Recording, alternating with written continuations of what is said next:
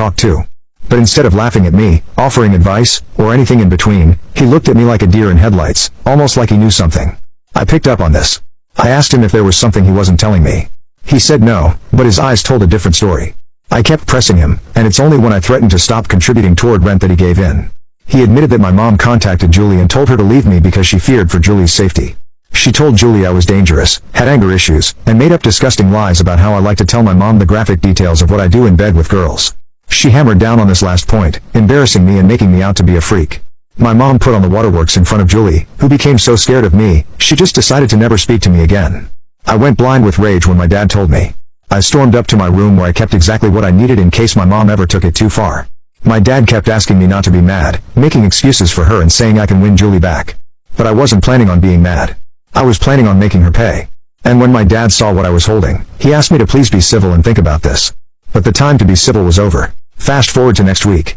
I was hosting a redemption birthday party for my mom to make up for ruining her real one. It was going great until I got everyone's attention. I saw my dad start to sweat because he knew what was coming, but I had threatened him into staying silent. I brought everyone's attention to the TV, telling everyone my mom had been working on a project she wanted to show everyone. She had a confused, borderline worried look on her face, but I just smiled at her and mouthed, "Don't be a buzzkill." I then plugged in my USB drive, a USB drive filled with hundreds of embarrassing videos of her, all taken by me, all in the event that I needed to use them one day. There were videos of her getting cake smashed, screaming, raging about how the TV won't work, punching a wall because she ran out of ice cream, and many more embarrassing things. Guests erupted in laughter.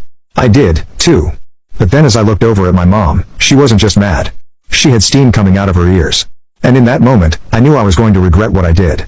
My mom didn't say anything while the video was playing or after and actually just nervously laughed along. But I could tell by her tone during the rest of the day, she was mad. Everyone talking about the videos made her anger even funnier. However, the party eventually ended and afterwards, I felt a mixture of satisfaction and dread. Everyone had left pretty quickly after my little video presentation, mostly mumbling awkward goodbyes without looking at any of us directly. I stayed in the living room, staring at the blank TV screen where my mom's embarrassing moments had just played. The silence that followed felt heavy. It didn't last long. Mom cornered me in the kitchen when I tried to escape to my room. Her face was this weird combination of pale and blotchy red at the same time. I'd never seen her look so angry. "You've crossed a line," she hissed, keeping her voice low, even though everyone had left. "You think you're clever? You have no idea what you've started." I wanted to say something profound or cutting, but all I managed was, "You crossed the line first with Julie." She gave me this look that honestly sent a chill down my spine, then walked away without another word. I stood there for a good 5 minutes, just trying to process what had happened.